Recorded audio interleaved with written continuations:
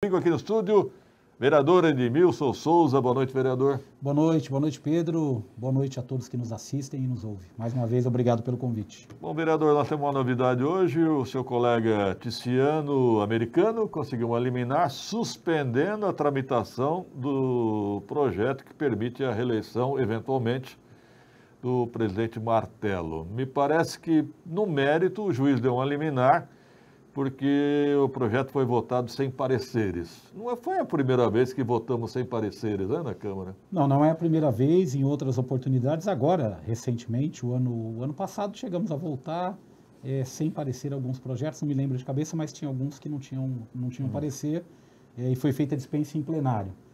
Não é a primeira vez que isso acontece, mas recentemente assim, eu não me lembro de cabeça de ter caído no judiciário, ido até o judiciário para poder resolver. É uma decisão provisória, né, uma liminar, que suspende a tramitação, porque nós votamos, né, em primeira. E como você tem que ter um intervalo da votação de 15 dias da primeira para a segunda, então por isso que não votou em dezembro, tendo a perspectiva de votar no retorno agora em fevereiro. Mas com essa decisão não pode ser pautado, né? O juiz concedeu liminar, o presidente da Câmara, Martello, vai ter que se manifestar. É interessante observar que o grupo político americano contratou a banca do advogado Rolo. Eu vi você comentando aqui, eu não sabia, eu não li ainda, na verdade eu vi só informação, eu não li ainda a decisão, até para poder saber quais outros elementos estão nessa decisão judicial, né? É uma banca de advogados forte. Forte, cara. Lembrando que o Supremo Tribunal Federal já estabeleceu a possibilidade de reeleição do presidente da Câmara no cargo, né? O que está sendo discutido aqui em Guarulhos, conforme a alegação do vereador Ticiano, é que o projeto teria sido votado, como foi realmente, sem pareceres. Mas, se eu não me engano, vereador Edmilson, lá o regimento costuma dizer que o plenário é soberano, né? Exatamente. Na verdade, as questões, como você tem o pleno, né, que é o plenário, ele teoricamente não, na prática ele está acima, inclusive das questões colocadas no regimento. Mas é muito polêmico, né, Pedro? Porque você tem todo ali uma forma de tramitação, né? E eu sempre digo, às vezes é preferível esperar para poder fazer uma votação mais arredondada do que correr o risco de uma interferência do judiciário, como aconteceu nesse caso, né? No mínimo vai aumentar a tensão entre o presidente da Câmara, Martello, e o prefeito Guti. No mínimo vai aumentar a tensão, lógico. A sessão da semana que vem, retorna na quarta-feira da semana que vem, promete ser animada, né? Lógico, para quem conhece a personalidade do Martello, o Martello vai falar, o senhor é o prefeito, mas eu sou o presidente da Câmara, então vai ficar nesse jogo aí. Sim. Bom, vereador Edmilson, eu gostaria de saber a sua opinião sobre a polêmica envolvendo valor venal de TBI, valor venal para IPTU. O deputado Nakashima fez um questionamento, o vereador Laércio Santos disse que ele tem razão. Qual a sua opinião? Na verdade, existe uma confusão mesmo. De fato, existe um impacto imediato na transação do ITBI, por exemplo. Na verdade, quando você altera o valor venal e você não alterou a legislação, está se alterando na caneta. Na verdade, não se conseguiu localizar ainda o parecer, porque diz que a alteração foi feita em cima de um parecer de um procurador. Este parecer não apareceu. O Trevisan ficou de me enviar, não chegou até agora. Então, ou seja, eu achei muito estranho. Mesmo assim, eu tenho curiosidade também de ler, porque se a moda pega, não precisa ter mais Câmara, não precisa ter Legislativo e não precisa ter lei. Você passa tudo para os procuradores e os procuradores façam as suas anotações, os seus apontamentos e se cumpram. É um absurdo. Isso tem muita gente que fala, mas isso é pouco importante. Que o ITBI, para quem lida diretamente com o comércio de imóveis, ele vai perceber essa movimentação. Aquela pessoa que está vendendo ou está comprando esporadicamente, talvez não tenha assim uma percepção. Mas, de fato, acresce aí em 20% o valor dessas transações, que é um erro. Outra coisa que eu concordo, que os colegas anteriores falaram, é que a cobrança do IPTU na cidade de Guarulhos, ela está uma verdadeira bagunça. Não se tem atualização, se usa de forma eleitoreira esse bordão dizendo, está congelado há 5 anos e tal, se esquece que o prefeito, o chefe do executivo, ele tem responsabilidade sobre a questão das finanças do município. Então, está congelado, nós congelamos, sem verificar a situação da cidade que a cidade se encontra. Me preocupa, já falei várias vezes aqui na Câmara, na tribuna da Câmara, me preocupa essa, vamos dizer assim, falta de visão de médio e de longo prazo sobre a questão tributária na cidade. Isso vai ter um impacto, essa conta vai chegar, bem como o endividamento da cidade. São empréstimos que estão sendo contraídos, como esse de R$500 bilhão contraídos com a comunidade, com o Banco da Comunidade Andina, que não é a fundo perdido, não é dado esse dinheiro vai ser... Aliás, ele já está sendo pago, a obra não saiu e já está sendo pago os juros da dívida. Então, ou seja, é um endividamento para futuro. A própria questão do comprometimento dos recursos do Fundo de Educação Federal, que vem do governo federal, existe um comprometimento, porque com a PPP, se ela vingar, e o governo está trabalhando para que ela vingue, infelizmente, porque eu sou contrário, na educação vai engessar também os recursos da educação. A lei aprovada é tão draconiana que permite, inclusive, que haja um sequestro direto nessas contas. A lei aprovada permite um sequestro direto nessas contas carimbadas da educação para honrar os compromissos com a PPP. A própria questão do SAAI, que se deu de barato, olha, resolvemos o problema, passamos para a Sabesp, tudo bem. Conseguiu melhorar o atendimento aqui, acolá, mas tem uma questão de uma dívida, não dá para continuar esse endividamento. Eu acho que está se jogando, isso me lembra muito, muito mesmo, a administração do Maluf em São Paulo, a última vez que ele foi prefeito, que ali na vontade de continuar como prefeito e eleger o sucessor do Celso Pitta, gastou muito mais e criou endividamento, destruiu o sistema de saúde, que é paralelo, eu faço uma comparação da gestão do Maluf com a gestão em Guarulhos, porque o Maluf, não sei se você lembra, ele criou algo substituindo a saúde, criando uma coisa que chamava PAS. Ele desestruturou todo o SUS na cidade de São Paulo, criando cooperativas por unidades de atendimento, por hospitais, por pronto atendimento, desestruturou e depois isso para retomar deu bastante trabalho e não funcionou. Aqui a saúde é a mesma coisa, está entregue a OS, sempre está se trocando, inventando um novo produto. Agora, por exemplo, tem esse contrato novo que é para cuidar da questão da gripe especificamente, sempre está se inventando um produto novo para vender, para gastar o dinheiro de forma irresponsável da prefeitura. O tal do aplicativo, não sei se você lembra, vamos contratar um aplicativo milionário para poder fazer aí a gestão, e esse aplicativo não tem funcionado desde a sua entrada em funcionamento há 2 ou 3 anos atrás, se eu não me engano. Então, na minha opinião, no caso do IPTU, é só uma sequência da irresponsabilidade que está tomando conta a questão tributária na cidade. Me permita, vereador Edmilson, eu recebi ontem meu carnê do IPTU, de onde eu moro, aí veio lá, eu fui lá ler o carnê. O meu IPTU subiu, está lá, valor do IPTU, R$5.000. Vou até falar valores. Desconto, congelamento, lei 2021, que foi aprovado no ano passado, que ele cai para 3,5, que era o valor de 2017. Mas na hora que não tiver esse desconto, ele vai para R$5.000. E tem uma outra malandragem, Pedro, que é o seguinte: se você não pagar em dia, esse valor altera. Porque é 10% a mais. Aí as pessoas estão dizendo, não, mas é porque o prefeito atual, ele criou esse sistema, porque prioriza quem paga em dia. Não é verdade.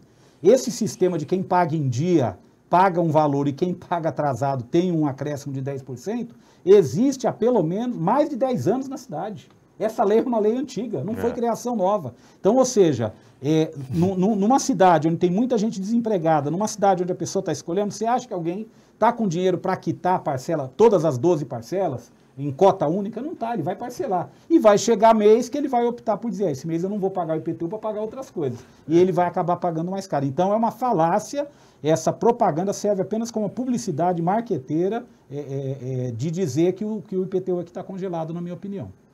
Aliás, quem inventou esse sistema de rigorosamente em dia foi o Silvio Santos. Que era o carnê do baú, mas lá, pelo menos, no carnê do baú, você concorria com algum prêmio ali, né? Aqui, na verdade, você está concorrendo com o quê?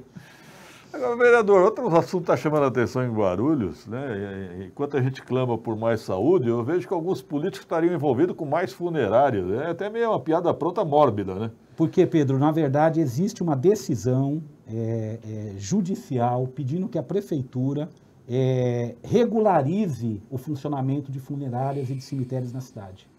Isso está rolando há bastante tempo, tem decisão judicial determinando que a prefeitura, e eu fiz um requerimento há uns 3 ou 4 anos atrás, perguntando quantas funerárias estavam instaladas na cidade e quais tinham o alvará e a licença de funcionamento. A resposta veio curta e grossa. Me mandaram as funerárias e tal, que estavam atuando, e mandaram, nenhuma tem alvará e nenhuma tem licença. Ah, que bom. Escreveram, está escrito, eu tenho isso guardado, porque é um absurdo. Então, eu tenho dito o seguinte, que essa situação ela tem que ser regulamentada através de um processo licitatório. Sim, mas... Não tem sentido hoje continuar sendo feitas escondidas. Tem agora, inclusive, uma decisão da prefeitura de não permitir que as funerárias que estão atuando na cidade irregular utilizem o cemitério da Vila Rio. Então, eles não podem fazer os velórios lá. Então, estão proibidos agora, recentemente. E o que acontece? Então, a pessoa tem que buscar os serviços da funerária municipal. A funerária municipal não tem estrutura para atender tudo isso, porque deixou de contratar funcionários, Exato. deixou de ter equipamento. Infelizmente, essa semana, eu estive lá no cemitério da Vila Rio por conta do falecimento de um amigo, e a gente verificou que a situação dos cemitérios não é uma situação boa. Não. Precisa de mais investimento, precisa ter ali políticas públicas de valorização, porque é um momento muito difícil. Imagina você já com esse peso todo de ter perdido alguém, ainda ter que ver uma situação desagradável como o funcionamento está tendo hoje. Agora, vereador, estou ficando com a impressão que estão sucateando a funerária municipal para privilegiar funerárias particulares que têm ligações com políticos. Exato. E fora, nós temos uma outra situação que precisa ser vista também, é que sempre que um serviço público, as pessoas começam a tirar investimento, vai precarizando para justificar, tá vendo? Não funcionou, a gente tem que repassar para alguém ganhar dinheiro. Para alguém lucrar com isso. Então, nesse caso, Pedro, a minha opinião é muito clara. Eu acho que tem que ter um processo licitatório, eu acho que tem que ter a mudança do que tem que ser feito, para que aqueles que operam na cidade sejam regularizados. Sem interferências, tem que regularizar aqueles que queiram trabalhar, aqueles que cumpram as regras e tal, tem que regularizar. Não tem sentido continuar dessa forma, né? E o assunto é tão descarado que abriu uma funerária em frente ao HI1000. É piada pronta mórbida, né? O HI1000 está tão mal, vamos tomar uma atitude, vamos abrir uma funerária. Não, e fora, Pedro, tem as coisas também dos grandes grupos econômicos aí, porque tem muita funerária pequenininha atuando na cidade, mas tem os grandes grupos econômicos que atuam aqui. Vou te citar um exemplo. Tem um grupo chamado Grupo Zelo. O Grupo Zelo é o responsável hoje pelo cemitério vertical, ali na Vila Rio. Conheço. O cemitério vertical também está irregular. Também? Também está irregular. Então, o que acontece? Esse é um grupo nacional, um grupo que atua em várias cidades, e hoje, eu passando pela João Gonçalves, me deslocando ali pela João Gonçalves, eu estava dirigindo, eu olhei do meu lado ali, do lado esquerdo, na mão da João Gonçalves, eu vi um prédio todo envelopado com Zelo, o símbolo da empresa, venda de planos. Não coloca qual que é o plano. Plano funerário. Mas é o plano funerário. E funcionando lá, aberto a todo vapor. Muito bem. Então, ou seja, essas coisas eu acho que vai ter que ter uma medida de força. E o judiciário também precisa também cobrar a execução do que foi determinado, né, por uma sentença. E onde estão a SDU, Secretaria de Serviços Públicos, fingindo que não sabem? Estão fingindo que não sabem, né?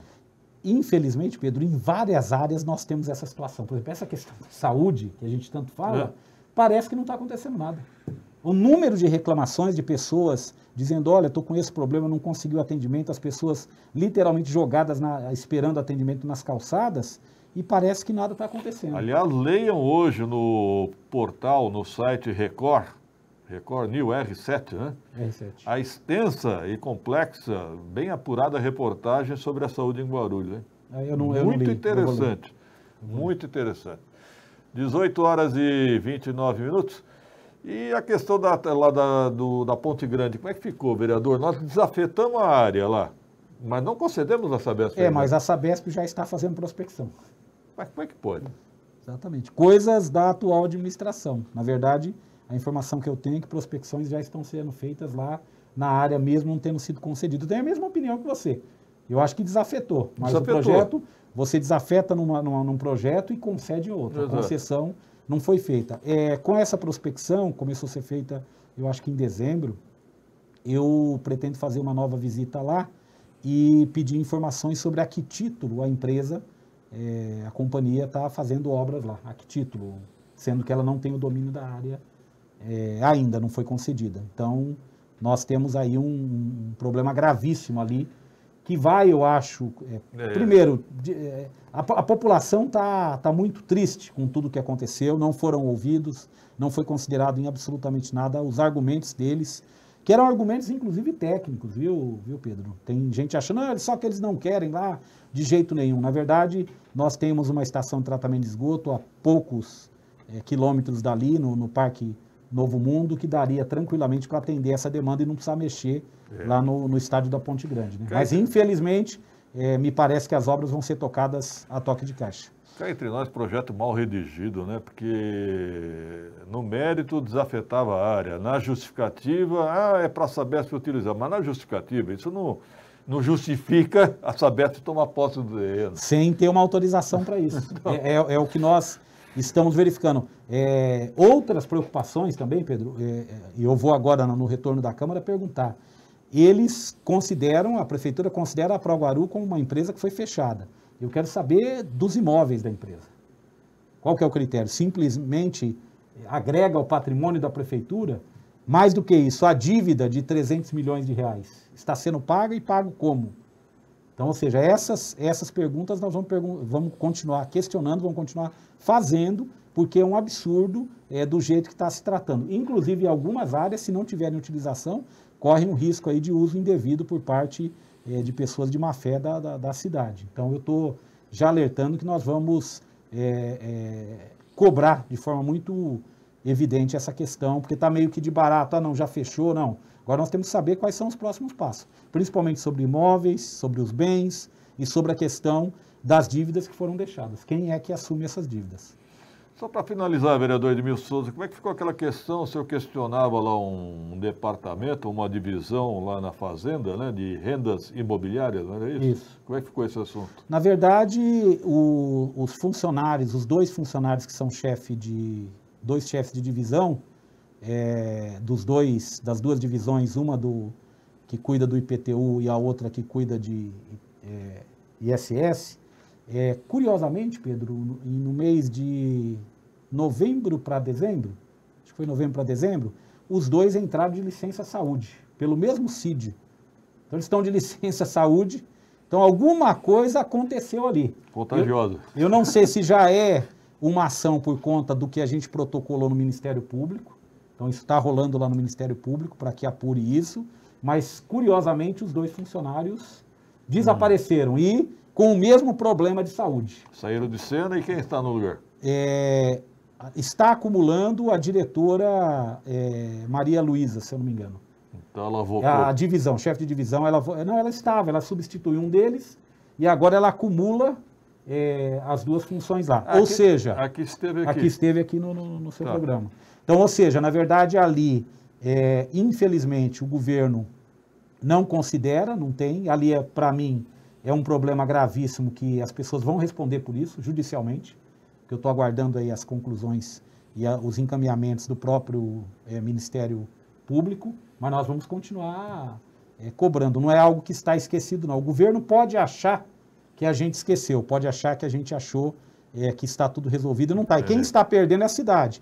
Volto a dizer, nós estamos crescendo o endividamento, piorando na arrecadação e sem nenhuma política tributária para o município. E isso pode ser uma combinação perigosa da gente inviabilizar as atividades mais corriqueiras aí no médio prazo. Aproveitando, vereador Edmilson, eu tenho visto muitas contratações milionárias e emergenciais. Não tem um critério para isso, não? Então, Pedro, me parece que é a farra do boi. Outro dia eu vi uma de 8 milhões para, se não me engano, para tapa-buraco. Varrição e tapa-buraco. Mas dois contratos, 8 milhões em cada num contrato de 180 dias. Dava uns 17 milhões. Eu estava de olho por conta daquela minha investigação sobre o fechamento das creches, que é um problema da educação. O prefeito determinou fechar creches, mandando para as conveniadas. As conveniadas estão ganhando um corpo na cidade. E essas conveniadas, o natural seria se falar, não, a conveniado fez lá um convênio, os termos finais ficaram, sei lá, em 600 mil reais, 500 mil reais, que já é muito dinheiro. Nós estamos com conveniadas hoje recebendo 16, 17 milhões de reais. Milhões. E conveniadas que têm na sua diretoria pessoas ligadas a membros do governo. Então, ou seja, nós estamos já preparando toda essa documentação, porque também é algo que esse dinheiro, que é um dinheiro da educação, não pode ir para o ralo. Seja através de um convênio, ele tem que ser fiscalizado, ele tem que ser cobrado, ele não pode ser feito dessa forma, como está fazendo. Então, contratos emergenciais de valores altíssimos. Antes, Pedro, a gente via nas gestões anteriores um cuidado todo, o contrato emergencial era aquela exceção da exceção. Quando saiu um emergencial no Diário Oficial, todo mundo do meio político comentava, olha, você viu lá, contratou emergencialmente, era o último recurso, né? É o último recurso. O que eu vejo é que inverteu. A regra virou emergencial e a exceção virou a licitação. Então, a exceção licita. Na regra, a gente, na verdade, faz os contratos emergenciais. Então, a cidade vai pagar o preço por isso e tem sofrido, na minha opinião, né? E que são irregulares. A Josi Freitas faz um comentário que é interessante. Confia muito no seu trabalho, vereador, mas a impressão que tudo em Guarulhos acaba em pizza não é. Quer dizer, nada dá em nada aqui em Guarulhos. Então, Josi, o grande problema é o seguinte, que eu vejo, a população tem um papel fundamental. Lá na Câmara Municipal, eu cumpro a minha função, faço o meu papel. Agora nós somos em 34. Então, infelizmente, nós temos colegas vereadores na Câmara Municipal que votam de olho fechado em tudo que o prefeito manda. Então, esse é o problema. Esses eleitores que colocaram esses vereadores lá também tem que abrir os olhos e passar a cobrar. Como o povo da Proguaru abriu os olhos, porque muita gente da Proguaru votou e ajudou a eleger determinadas figuras e viram na prática que essas figuras não representavam. Então, Josi, eu acho que a gente tem que também ter o envolvimento da sociedade. Se a sociedade não se mobilizar, fica muito difícil para apenas a gente ali na Câmara fazendo uma luta que muitas vezes parece que não termina e não dá resultado. A nossa, é o que eu digo, quando eu saio de casa todo dia, eu digo, a minha parte eu vou fazer no dia de hoje. Entendi. Agora eu espero que os outros também façam. Aliás, eu quero parabenizar o site G7 News, que vem fazendo uma série de reportagens interessantes, bem redigidas, profundas, sobre essa questão de conveniadas, né, vereador? Muito profunda a reportagem, com argumentos, com fatos, né? Então é muito boa a série de reportagens. Vereador Edmilson, muito obrigado pela participação. Obrigado você, Pedro. Estamos à disposição. Quero também desejar, essa é a minha primeira participação aqui nesse ano, desejar um 2022 para você, para a sua equipe, para toda a sua audiência aí, que seja um ano, apesar de todas essas adversidades, que a gente consiga virar o jogo, dar a volta por cima e Guarulhos voltar a ocupar um papel de destaque no Brasil. Pois é. Até a próxima, vereador. 18h37, um rápido intervalo, produção.